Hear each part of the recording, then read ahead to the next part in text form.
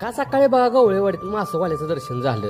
त्यात काय बघा खारुताई आमची झाडावरती चढल्या आणि काय खाया हुडकत्या कुणास ठाऊक.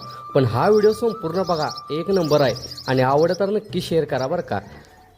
ह्या कोकण भागामध्ये बघा सकाळची माणसं सगळी उठतात आणि रानातले कामं घरातले कामं आटपतात आणि दिवसभर निवांत असतात बघा. तवर चिमणीनं आणि कोंबड्याने चिवचिवाट चालू केलाय बघा. सकाळ सकाळी सुट्टीच नाही आणि रेडा बघा कसं बावारले.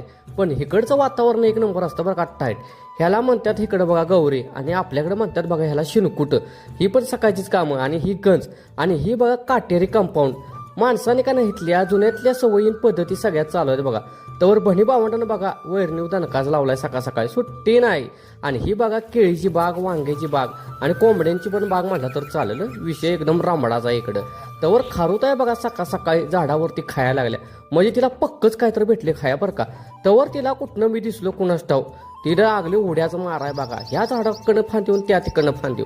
तिला वाटलं असलं आता मी व्हिडिओमध्ये दिसते 100%. मध्ये रामडाच झालाय.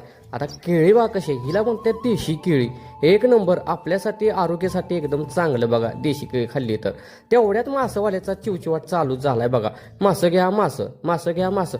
झालीत की सगळी गोळा आणि घेतलीत की मासं. मला वाटतं हिने आता सगळा रामडाच करून टाकला असेल, बुकणात उडवून टाकला असेल माशाचा.